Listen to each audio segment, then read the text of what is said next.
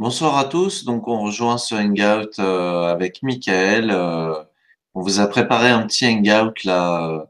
Alors, c'est surtout Michael qui l'a préparé, hein. Moi, je mets en Bonsoir, scène. Michael, bonsoir. bonsoir, bonsoir, bonsoir à tous et à toutes. Ben voilà, donc tu vas nous parler de Krishnamurti, Jiddu Krishnamurti. Ouais, voilà, ben, c'est comme on en avait parlé la dernière fois. On s'était dit que tiens, pourquoi pas parler de ce grand initié pour moi, qui est peut-être assez mal connu, que peut-être on a beaucoup lu à une époque, peut-être peu compris, parce que c'est une pensée en tout cas un peu complexe. Alors voilà, moi c'était Krishnamurti, ça a été pour moi une grande découverte sur mon parcours. Il m'a été précieux à un moment donné de ma vie. Donc voilà, j'ai à cœur d'en parler ce soir. Alors on va faire ça en deux parties. Une première partie, on va faire une petite biographie du personnage pour savoir un petit peu d'où il vient, d'où il parle. Et dans un deuxième temps, ben, on va parler des points clés de l'enseignement. Ok. Voilà. Alors, ben, allons-y pour la première partie sur la biographie de Jiddu. Alors, Alors allons-y. Donc Jiddu Krishnamurti, donc c'est un Indien qui est né en 1895. Son nom Krishnamurti, ça veut dire en indien qui a la forme de Krishna. Donc c'est intéressant. Il est le huitième enfant d'une famille de brahmanes. En Inde, les brahmanes, c'est la caste la plus haute, hein. Donc il y a plusieurs castes en Inde et les brahmanes sont la caste sacerdotale, d'où sortent en fait les libérés vivants, quoi. Voilà. Ce qui est intéressant, c'est que pendant sa grossesse, sa mère a eu des visions, a eu des songes, un petit peu comme on le retrouve dans les visions de grands initiés comme le Bouddha ou Mahomet. Elle a eu des signes, il y a eu beaucoup de signes avérés dans l'entourage que cet enfant qui allait naître aurait un parcours, un avenir significatif pour l'humanité en tout cas. Ce qui se passe, c'est que donc en 1875, la Société théosophique est créée. C'est un mouvement ésotérique important à cette époque, dont le but était un petit peu de faire une synthèse entre les différents mouvements ésotériques et philosophiques d'Orient et d'Occident.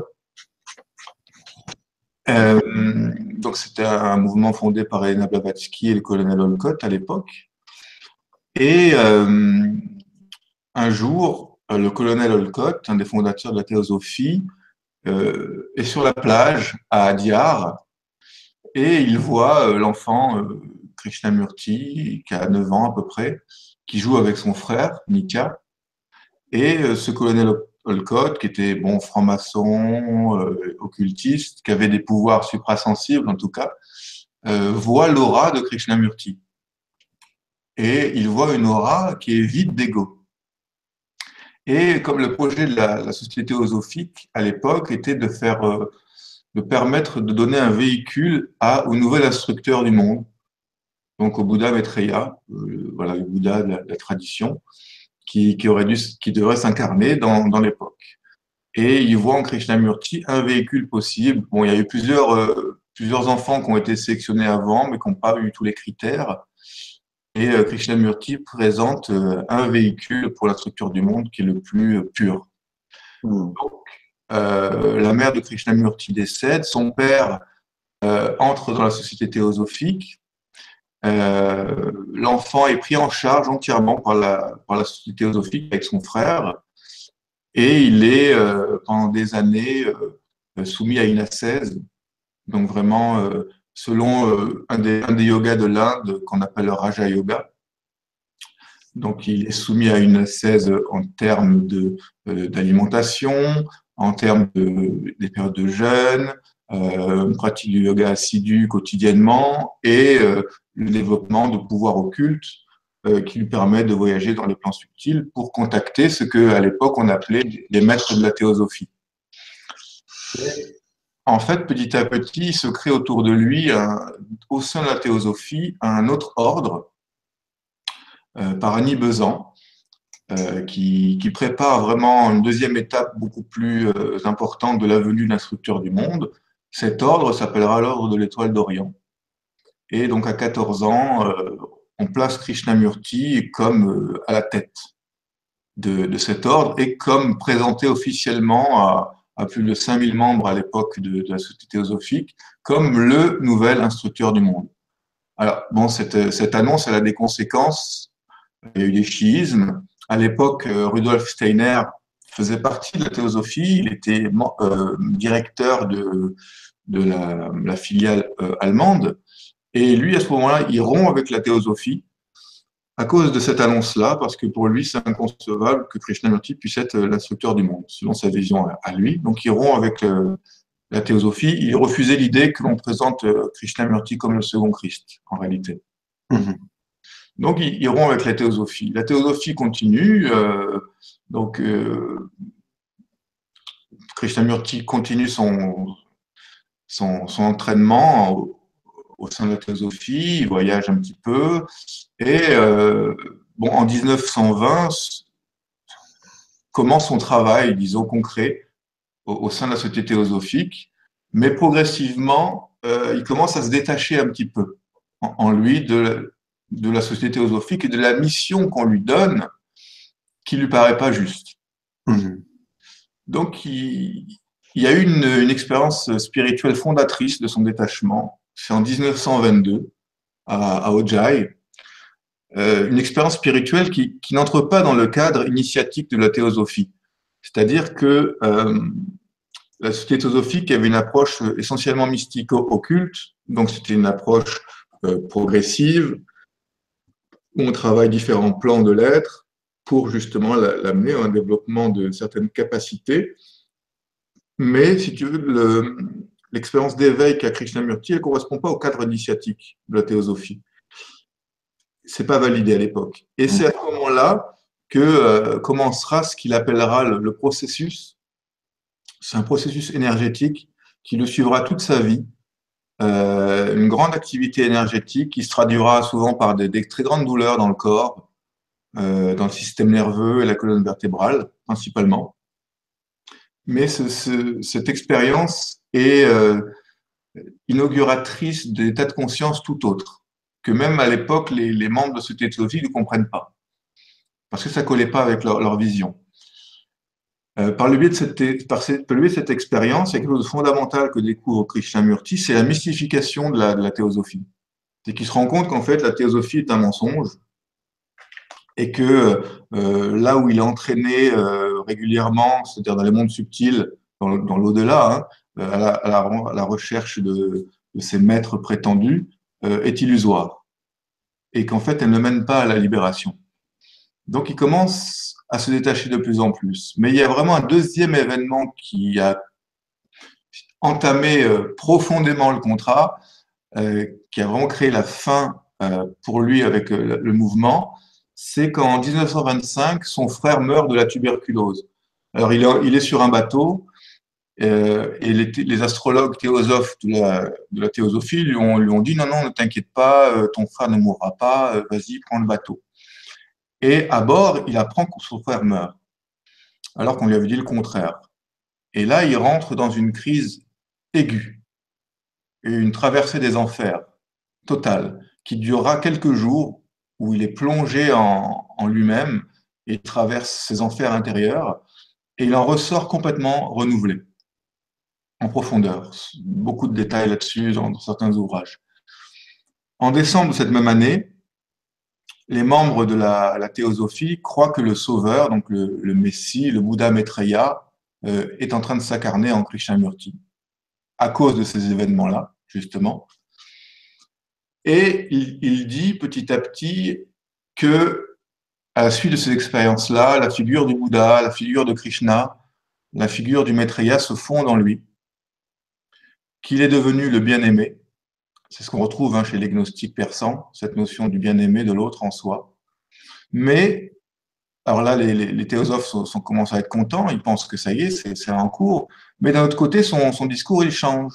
Et il se libère du discours occulte théosophique pour commencer à trouver ses propres mots, à parler par lui-même et enseigner qui il est en fait, c'est-à-dire l'être de lumière en lui se révèle et parle par lui-même.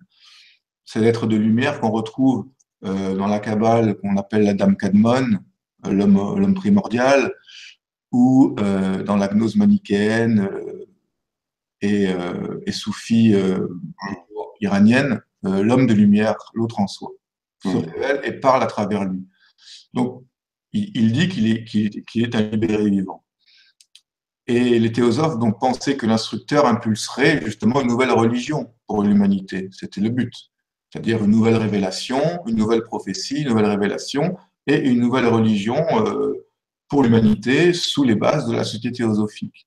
Mais lui, il prend le contre-pied total. C'est-à-dire qu'en fait, pour lui, l'instructeur du monde n'est pas là pour créer une nouvelle forme. Au contraire, il est là pour proposer à l'humanité un chemin de libération de toutes les formes qui maintiennent l'humanité dans la prison du moi. Et c'est ce bien-aimé en lui, et il y a un très joli poème qu'il a écrit où il dialogue avec l'autre en lui, justement sur le bien-aimé, qui va lui transmettre des enseignements et qui le suivront toute sa vie. Et quelque part, finalement, Krishnamurti, il a réalisé en lui-même ce qui était fondateur de la société théosophique. L'adage de la théosophie, à l'époque, c'était « il n'y a pas de religion supérieure à la vérité ». Mais comme il voyait la société théosophique comme un mensonge, la vérité ne pouvait pas venir de cette structure-là. Donc il quitte la société théosophique en 1929 dans un discours célèbre. Et en fait, ce discours-là, il le dira à la fin de sa vie quand on lui demandera quelle est la synthèse finalement de tout ce qu'il a enseigné. Il dira le cœur de l'enseignement est contenu dans ce que j'ai dit en 1929. Et j'aimerais peut-être lire quelques passages de cet enseignement, si c'est possible, Oui, parce que je pense que ça va pouvoir introduire l'approfondissement de sa pensée. ok. Hein. Alors, donc en 1929, il y a un discours célèbre, donc il est imaginé, tout le monde l'attend comme un messie, il se place devant 5000 personnes qui attendent un discours en faveur de toute la structure théosophique, et là, il prend le contre-pied total. Et voilà ce qu'il dit en substance. Ce matin, nous allons parler de la dissolution de l'ordre de l'étoile. Beaucoup en seront ravis, d'autres en seront plutôt tristes. Il n'est question ni de s'attrister ni de se réjouir, car c'est inévitable, comme je vais vous l'expliquer. Je soutiens que la vérité est un pays sans chemin. Vous ne pouvez avancer vers elle par quelque voie que ce soit, par aucune religion, aucune secte. Tel est mon point de vue. Et je souscris entièrement, inconditionnellement. La vérité étant infinie, non conditionnée, inapprochable par aucune voie, on ne peut l'organiser. On ne peut pas non plus constituer une organisation pour amener ou forcer les gens à suivre un chemin particulier. Si vous avez compris cela, vous verrez combien il est impossible d'organiser la foi. La foi est quelque chose de strictement personnel. Vous ne pouvez ni ne devez l'organiser. Si vous le faites, elle meurt, se cristallise, devient un credo, une secte, une religion que l'on impose aux autres. Et dans le monde, c'est ce que chacun essaye de faire, partout. Ainsi, la vérité est réduite, elle devient un jouet pour les faibles, pour ceux qui ne sont pas mécontents. On ne saurait abaisser la vérité. C'est l'individu qui doit s'efforcer de se hisser jusqu'à elle. Vous ne pouvez porter le sommet de la montagne dans la vallée. Si vous voulez atteindre le sommet de la montagne, vous devez franchir la vallée, grimper les pentes sans craindre les dangereux précipices. Vous devez faire l'ascension de la vérité. Elle ne peut pas être abaissée ou organisée pour vous. Les organisations entretiennent l'intérêt que l'on porte aux idées, mais elles ne font que le susciter de l'extérieur. L'intérêt qui ne provient pas de l'amour de la vérité en lui-même, mais qui est suscité par une organisation, n'a aucune valeur. L'organisation devient une structure dans laquelle ses membres peuvent se glisser confortablement et ne luttent plus pour la vérité ou pour le sommet de la montagne, mais plutôt pour se creuser une niche confortable, pour s'y loger ou pour laisser l'organisation les y mettre. Et ils considèrent que l'organisation va par ces moyens les conduire à la vérité. Telle est, d'après moi, la première raison pour laquelle l'ordre de l'étoile doit être dissous. Si l'on crée une organisation dans ce but, elle devient une béquille, une faiblesse, un esclavage. Elle rend l'individu infirme, elle empêche de se développer, d'établir son unicité, qui, elle, réside dans la découverte personnelle de cette vérité absolue et non conditionnée. Voilà une autre raison pour laquelle j'ai décidé, en tant que chef de l'ordre, de le dissoudre. Personne ne m'a convaincu de prendre cette décision. Que je ne veuille pas de disciples n'est pas une initiative glorieuse.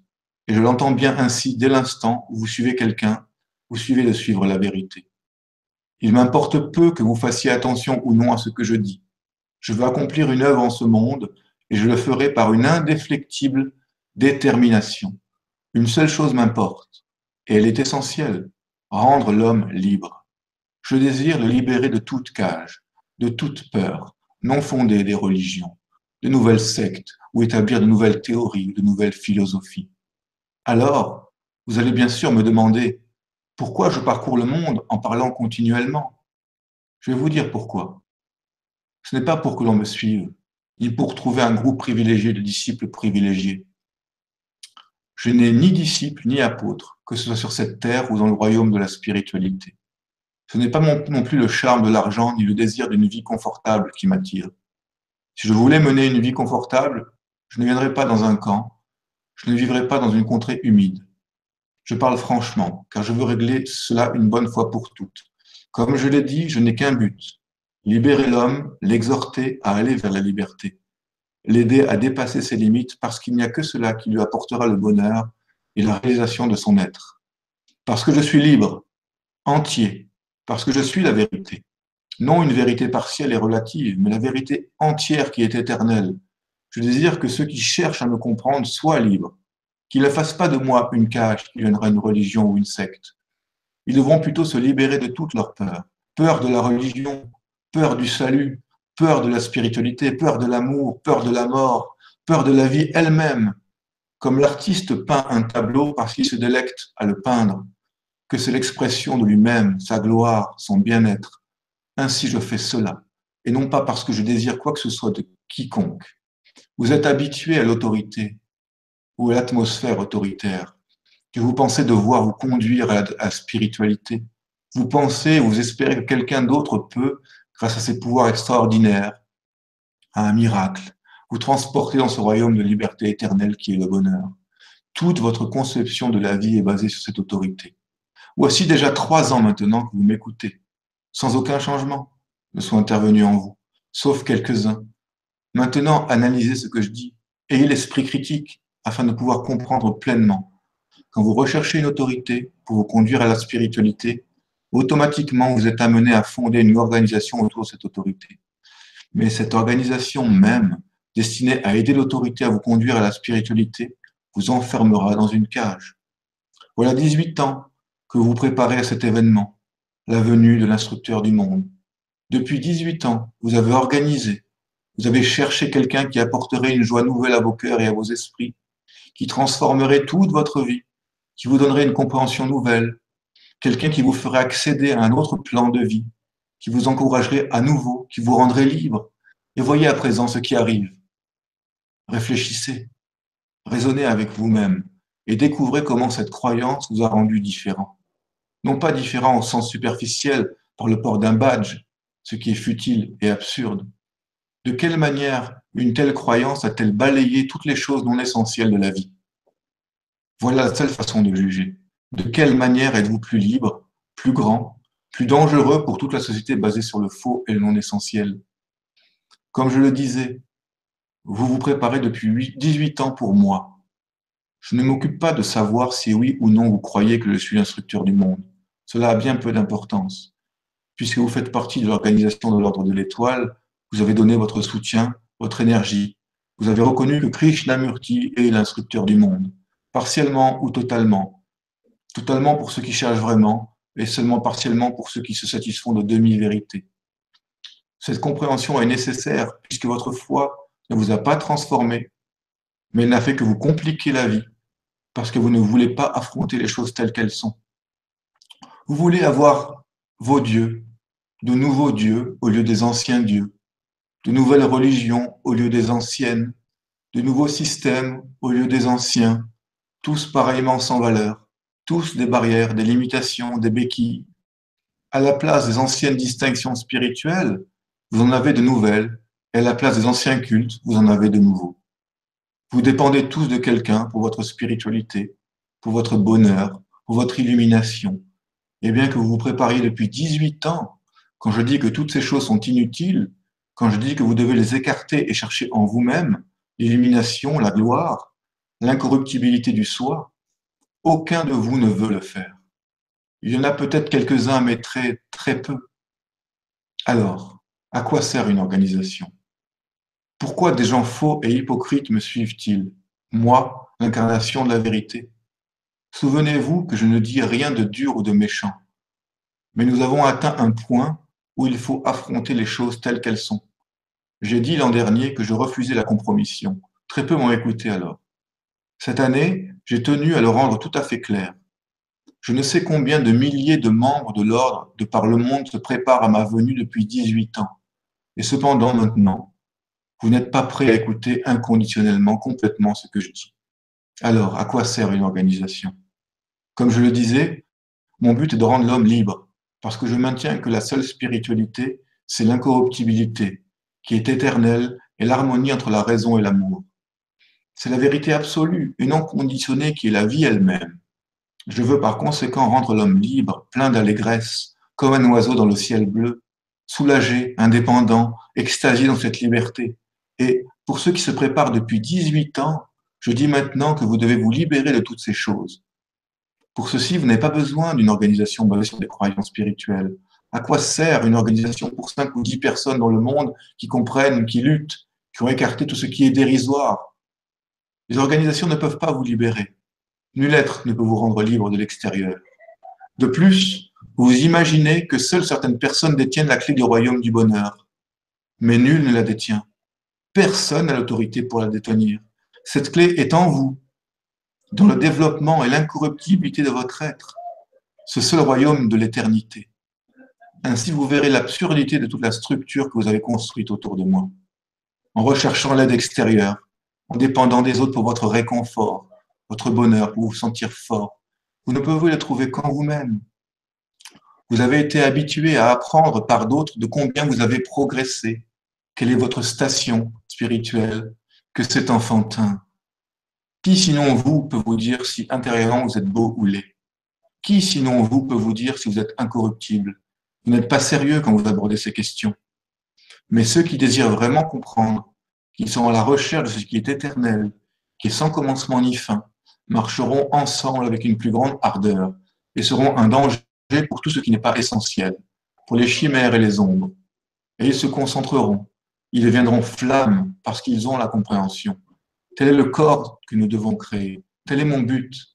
Cette véritable compréhension permettra une véritable amitié, car de cette véritable amitié que vous semblez ignorer, naîtra une véritable coopération entre tous. Ce n'est pas dû à l'autorité, à la peur du salut, mais à votre compréhension véritable. Grâce à cela, vous pouvez vivre dans l'éternel. Cela dépasse tous les plaisirs et tous les sacrifices. Telles sont donc quelques-unes des raisons pour lesquelles, après avoir mûrement réfléchi pendant 2 ans, j'en suis venu à cette décision.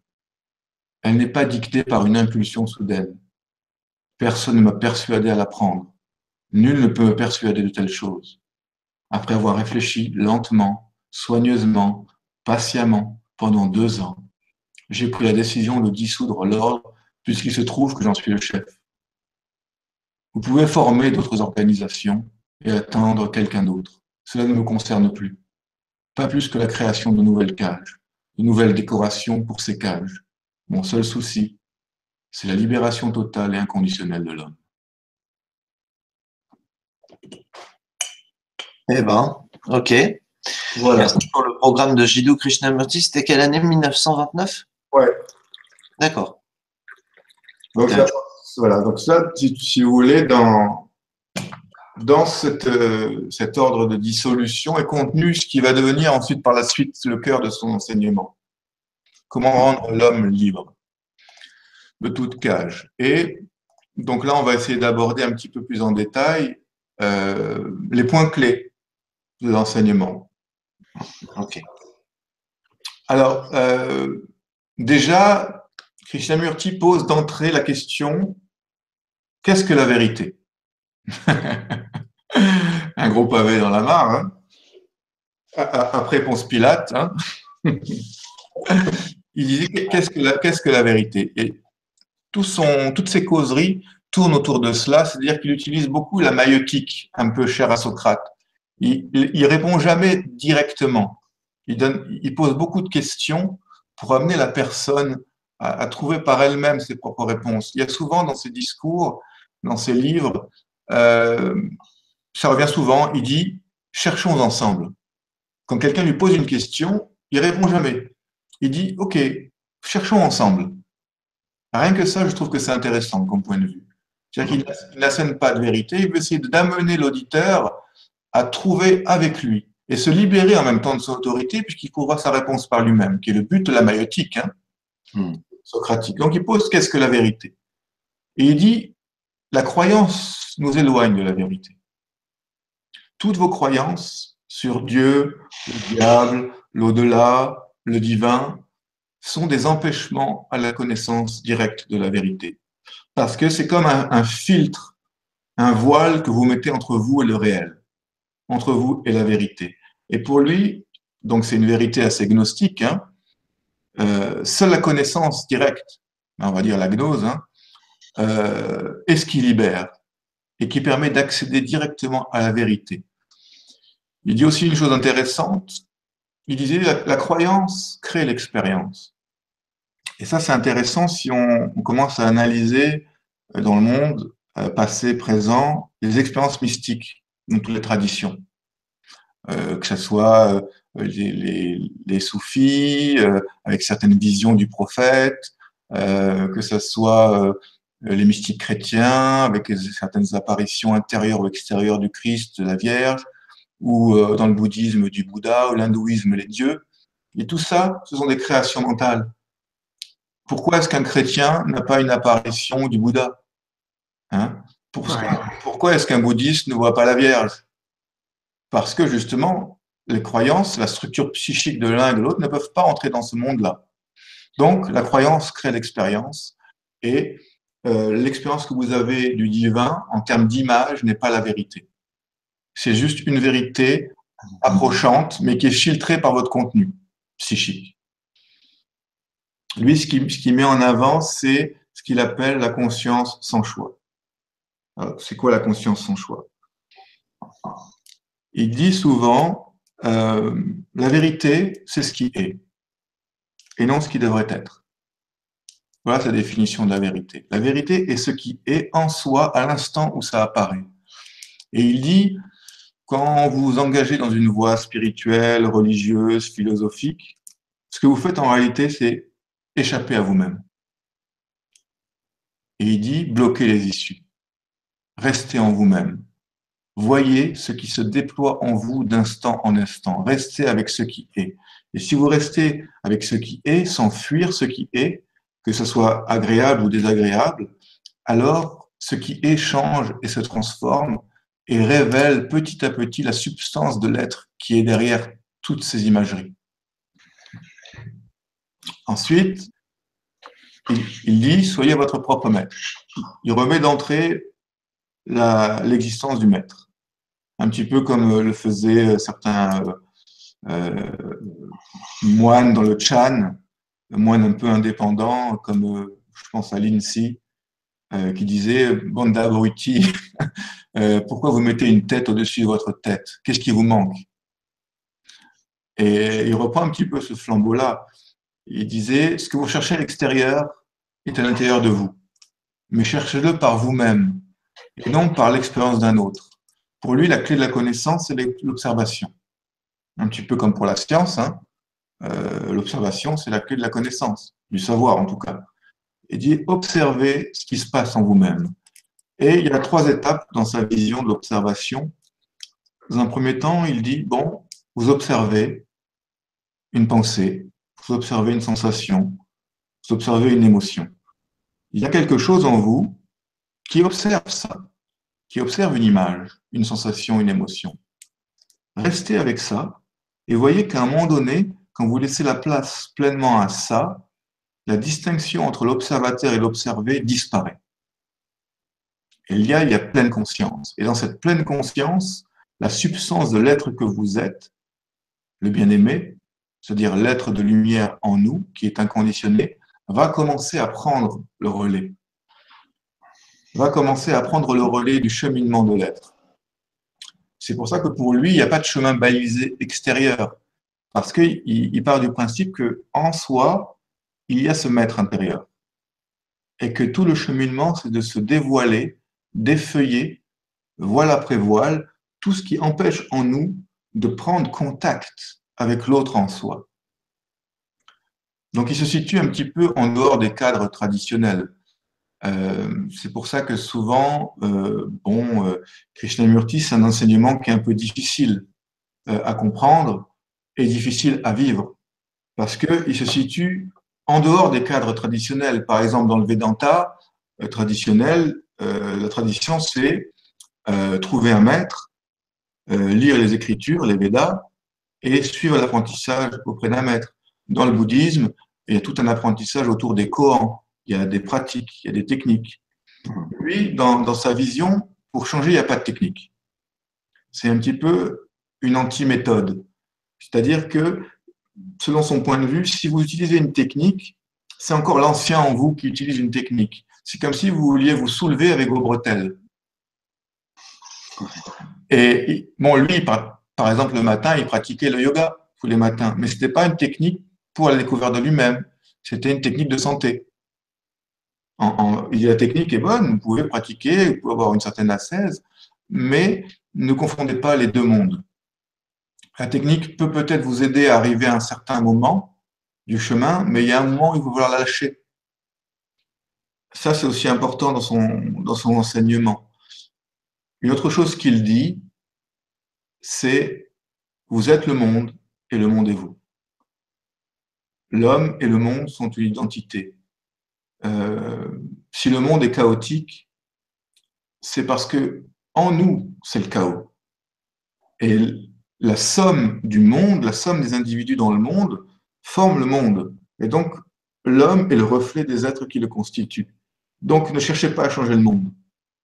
Si vous ne changez pas vous-même, le monde ne changera pas si tant est qu'il doit changer. C'est ça qui est important. Ensuite, il y a cette notion un petit peu de l'inconscient personnel et de l'inconscient collectif. Et ce qui ressort un petit peu de son enseignement, c'est comment je me libère en moi de mon inconscient personnel, donc tout ce que je charrie en moi, toutes mes blessures, de toutes mes expériences douloureuses, de mon conditionnement, mais aussi quand je traverse cette couche-là, j'arrive à une autre couche. Qu'est-ce qu'a appelé Jung l'inconscient collectif, qui est formé de toute une somme de forces, qu'on peut appeler des égrégores, hein, qui conditionnent l'expérience humaine. C'est pour ça que quand il dit la croyance crée l'expérience, et il dit que quelqu'un qui est chrétien ou musulman, il est conditionné dans un égrégore particulier. Et forcément, son chemin, il va être teinté de cet égrégore particulier, cet inconscient collectif lié à la connexion avec tout d'autres cerveaux qui sont aussi reliés à cet inconscient collectif. Donc, il va baigner dans un champ de force où forcément, ces expériences vont être conditionnées. Et finalement, le plus difficile pour un chercheur de vérité, c'est certes l'inconscient personnel, déjà c'est un gros bout, et c'est douloureux, mais ensuite, comment se libérer de l'inconscient collectif, c'est-à-dire se libérer de l'atavisme transgénérationnel, donc des mémoires karmiques qu'on porte en nous, de toute la somme du passé qu'on porte en nous, de tous les attachements idéologiques, de toutes les imageries qui nous conditionnent, religieuses, philosophiques, scientifiques, artistiques. Comment on arrive à traverser ces plans-là pour être dans la substance même de l'être inconditionné. Quand on lui posait la question, par exemple, souvent à l'époque, hein, dans les années 60, beaucoup de gens venaient le voir et demandaient, mais c'est quoi Dieu pour vous? Ah oui, parce que c'est une question, parce que les gens ont un conditionnement religieux en background quand même. Donc, est-ce que Dieu, il disait, Dieu est vide. Dieu est vide. Dieu ne peut être trouvé que dans la vacuité. Et là, on retrouve quelque part l'enseignement du Bouddha, l'enseignement de la gnose, l'enseignement de certains soufis aussi qui ont atteint ce niveau-là en traversant tous les voiles. Dieu est vide et il ne peut être trouvé que dans la vacuité parce que si vous mettez une représentation à Dieu, vous le conditionnez et c'est plus. Et forcément, votre comportement va être conditionné par ça. La croyance crée l'expérience, mais aussi conditionne le comportement. Euh, Mhm. je peux donner un exemple personnel.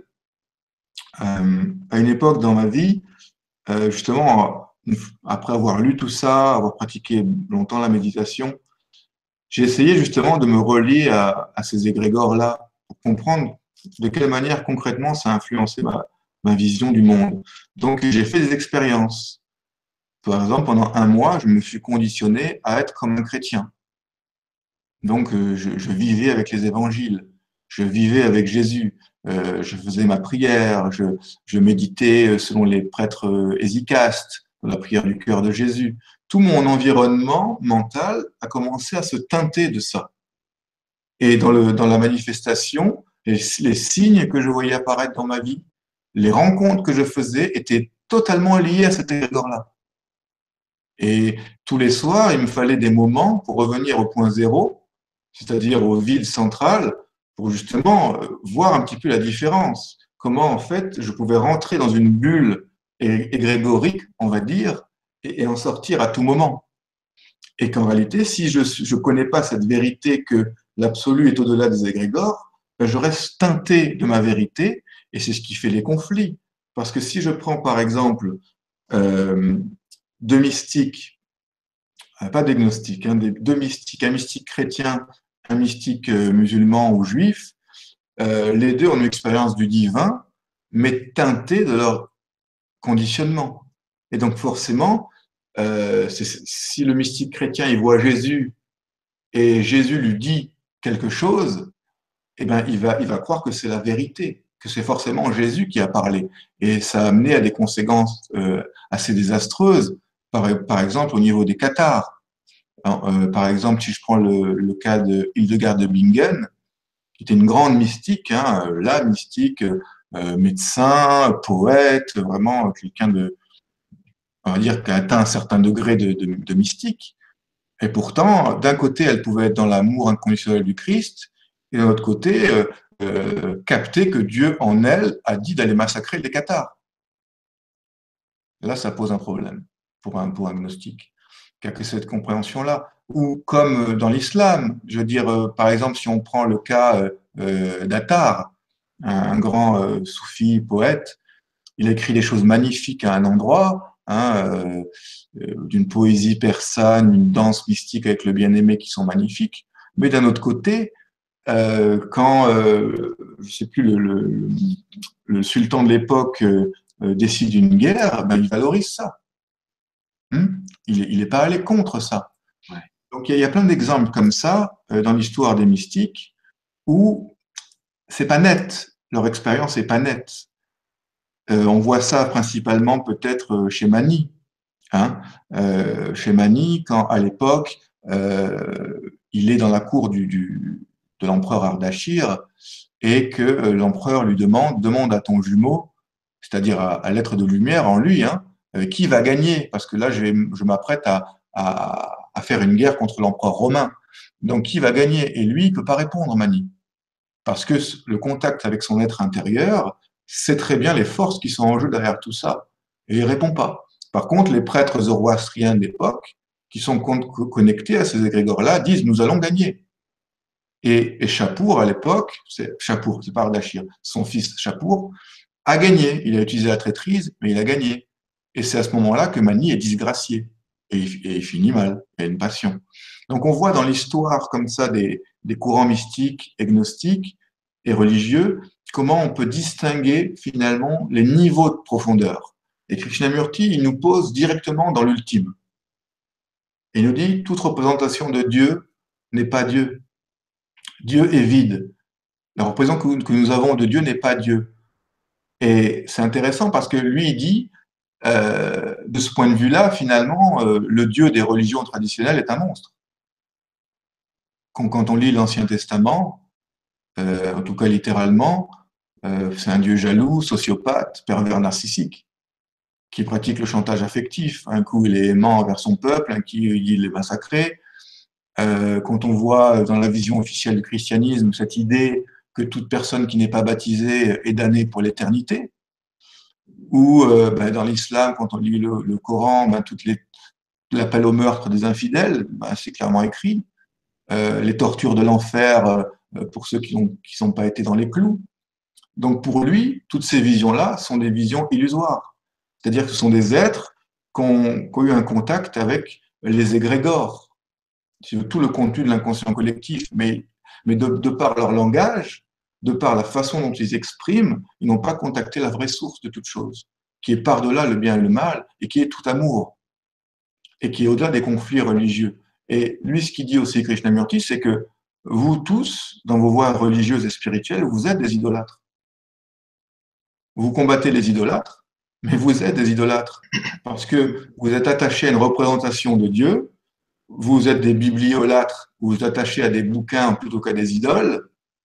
Et quelle est la différence en essence? Votre comportement montre l'inverse. Ça, il pointe du doigt. Pour lui, le divin est au-delà de ça. Et on retrouve un petit peu cette vision dans la gnose, c'est la distinction entre le démiurge et le dieu étranger, qu'on retrouve chez Krishnamurti. Pas distinctement dit selon les termes gnostiques, mais il y a cette idée. L'image que vous avez de Dieu n'est pas Dieu. Et l'image de religion de Dieu est monstrueuse. Et on peut le voir encore aujourd'hui récemment. Donc, voilà, ça c'était essentiellement ce qu'il a proposé. Et tout son enseignement tourne autour de ces thèmes-là. Ça, c'est déjà, je pense, on peut déjà pas mal échanger rien que sur ces thèmes-là qui sont assez denses. Alors, j'ai un retour.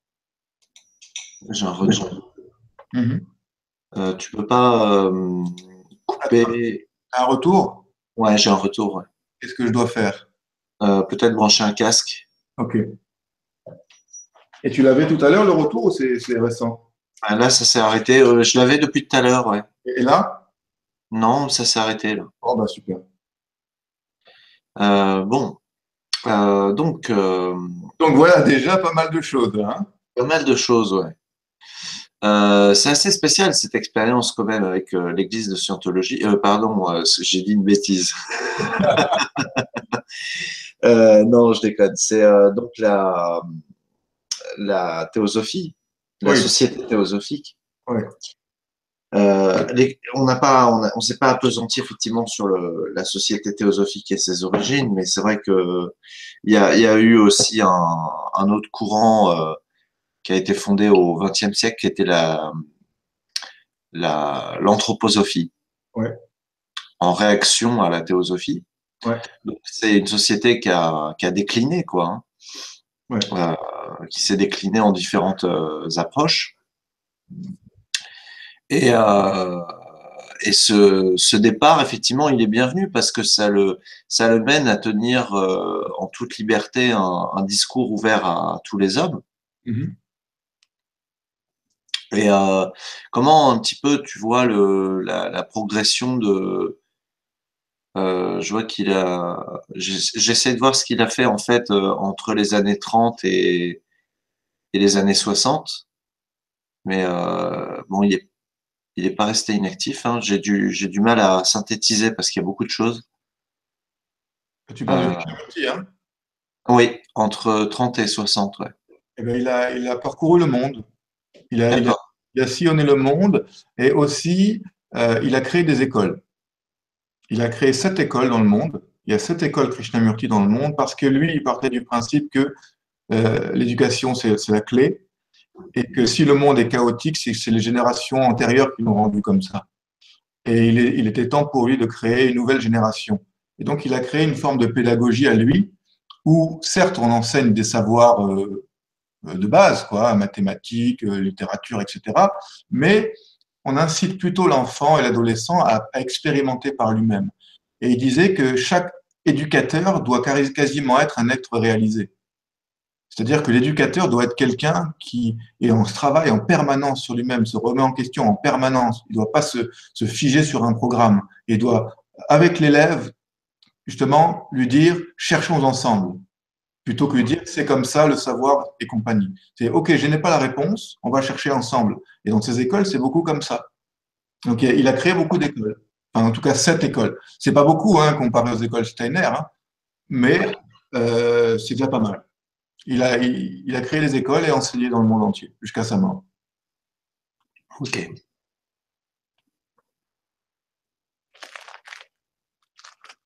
Il y a un thème aussi qui est... Alors, Ouais, à l'âge de 90 ans, il s'est adressé aux Nations Unies sur le sujet de la paix et de la conscience et a reçu la médaille de l'ONU pour l'année 1984. ouais, ouais, ouais.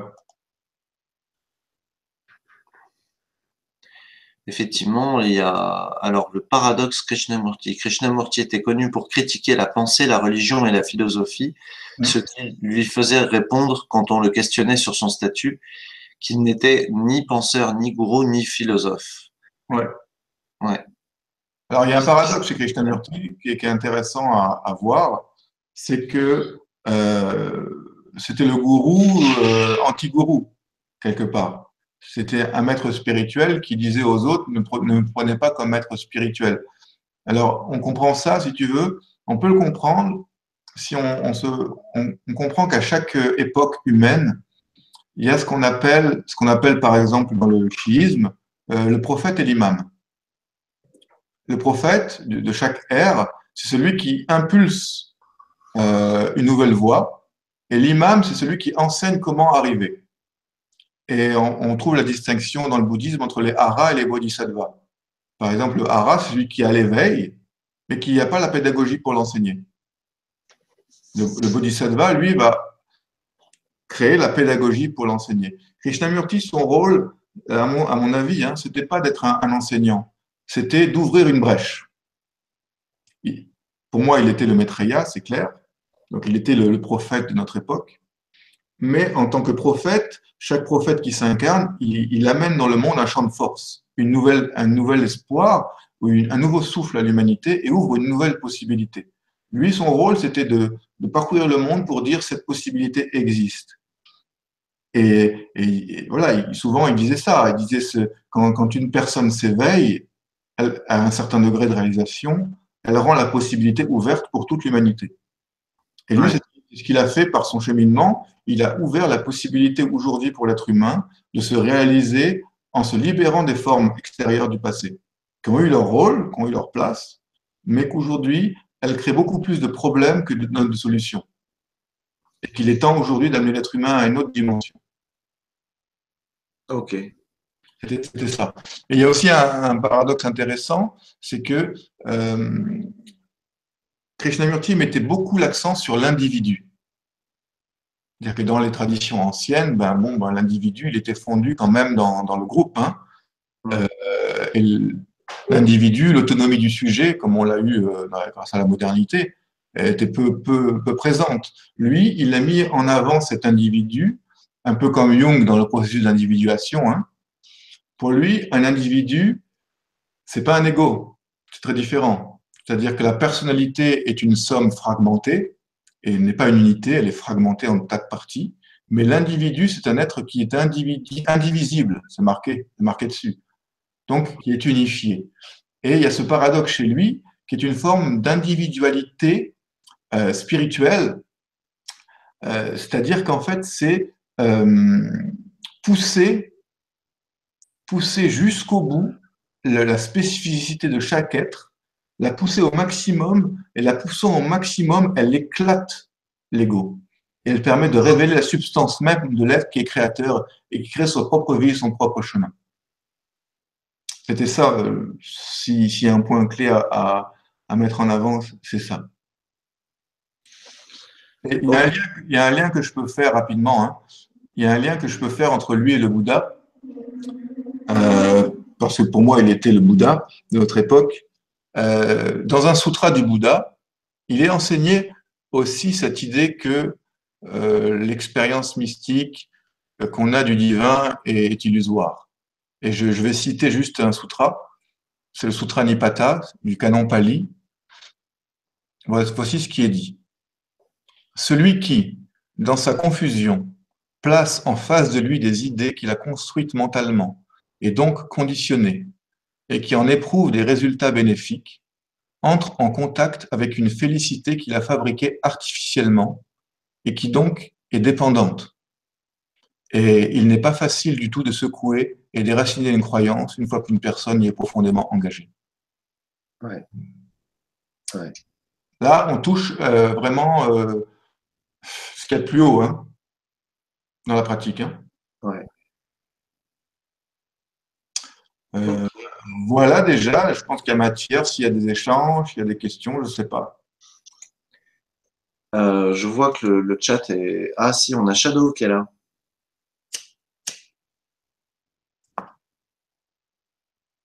Salut Shadow.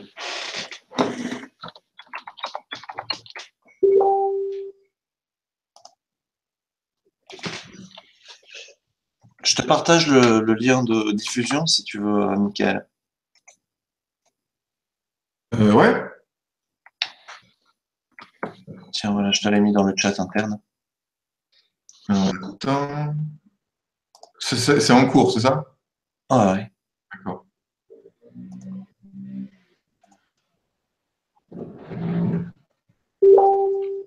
Je dois m'absenter un instant. Je m'excuse. Je reviens. Ok. Est-ce qu'il y a, est-ce qu'il y a des gens qui peuvent communiquer en ce moment où je suis tout seul face au silence? C'est bien aussi, hein. Peut-être qu'en attendant que revienne notre ami, euh, on peut approfondir un petit peu. Euh, Par exemple, cette idée de qu'on retrouve dans l'hindouisme, par exemple dans le Vedanta, euh, entre les pratiques avec des déités, hein, qu'on retrouve aussi dans le bouddhisme tibétain, ce qu'on appelle les déités de pratique. Euh, il est enseigné aussi dans les voies traditionnelles comme dans le bouddhisme tibétain ou dans le Vedanta, que la déité de pratique n'est qu'un moyen. C'est-à-dire que le pratiquant, par exemple, qui va prier une divinité qui représente certaines qualités de l'esprit, le courage, la compassion, le but est de créer une forme de dévotion, c'est-à-dire qu'en priant la divinité, on s'approprie les qualités de la divinité. Et quand ce travail il est assez fait, normalement, un maître authentique doit dire à son élève, stop, oublie-la, reviens au silence. Le travail a été fait. Donc, on voit que cette pratique avec les dieux, que ce soit dans le monde grec, que ce soit en Inde, de manière ultime, est enseignée en tant que moyen. Peut-être que ça a été peu enseigné, en tout cas dans les religions occidentales. Là, c'est une question intéressante par rapport à la transmission de l'initiation dans le monde occidental, qui a été plus ou moins facilitée à des époques et souvent contraint et condamné hein, par les institutions. Qu'on prenne les mystiques soufis, hein, je prends par exemple le cas de Halaj, que certains connaissent, qui un jour a eu cette expérience d'unité, hein, comme le propose Krishnamurti, où il a dit Ana al-Haq. Haq en arabe, c'est un des 99 noms de Dieu, et donc il a dit je suis le vrai, je suis le vrai. Donc pour les littéralistes, en tout cas pour les mollahs de l'époque, c'était une hérésie. C'est comme s'ils se prenaient pour Dieu. Mais en fait, ils ne se prenaient pas pour Dieu. Allah en lui-même n'existait plus en tant que personnalité. Il a fait l'expérience du divin. Et donc il a mal fini. Hein. Il a été condamné à mort. Euh, il y a cette idée aussi des Cathares, hein, qui ont enseigné cette chose-là aussi, hein, qui ont été persécutés et massacrés. Et beaucoup de courants gnostiques aussi qui enseignaient cette chose-là ont été massacrés. Finalement, la religion la plus persécutée qui a enseigné cette chose-là, ce sont les manichéens, hein, dont on a juste le mot péjoratif de manichéisme, mais qui n'est pas du tout la compréhension de cette spiritualité très subtile qui était le manichéisme. C'était la religion la plus persécutée.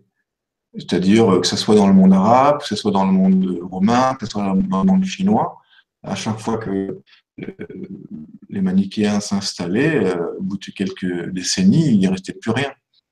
Parce qu'ils enseignaient cette distinction, justement, entre les représentations mentales du divin, qui sont la somme de cet inconscient collectif, que veut appeler le démiurge, et le Dieu vrai, le Dieu intérieur, qui est dans le cœur de notre cœur, qui est au-delà de toute représentation, et qui est, par son contact, l'initiation par excellence, la transformation du cœur, de l'esprit.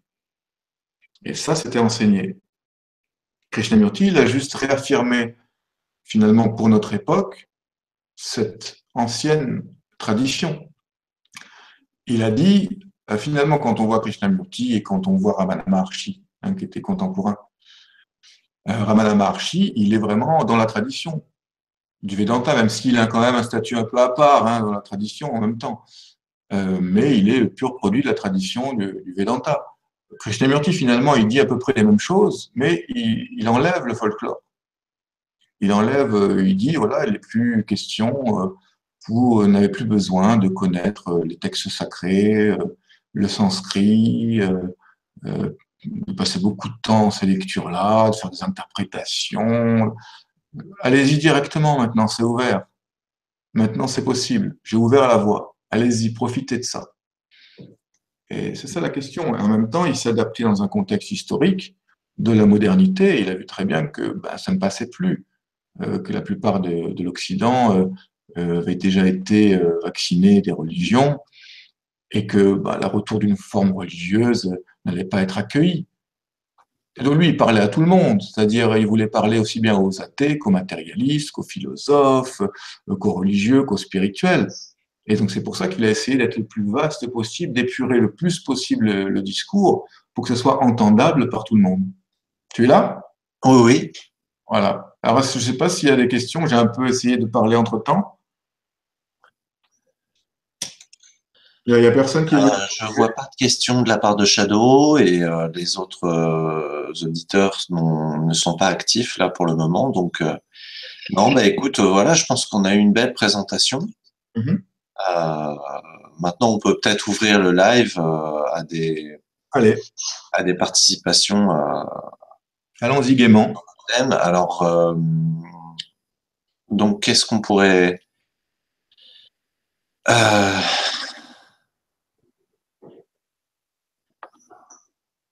je vois Shadow. Shadow, tu veux monter?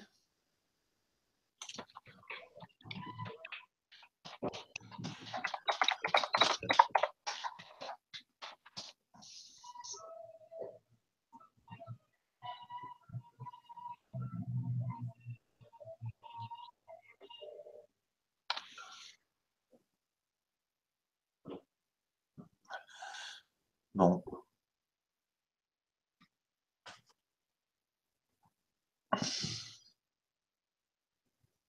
Non, il n'y a personne.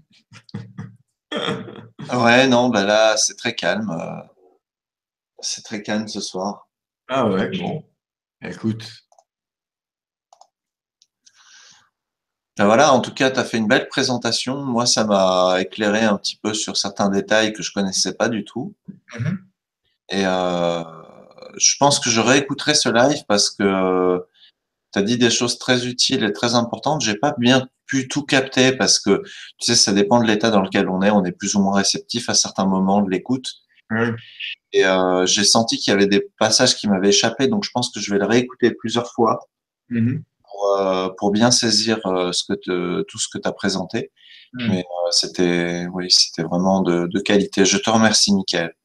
Ben, merci à toi et merci à tout le monde. S'il y a des questions, ils peuvent me joindre sur Facebook.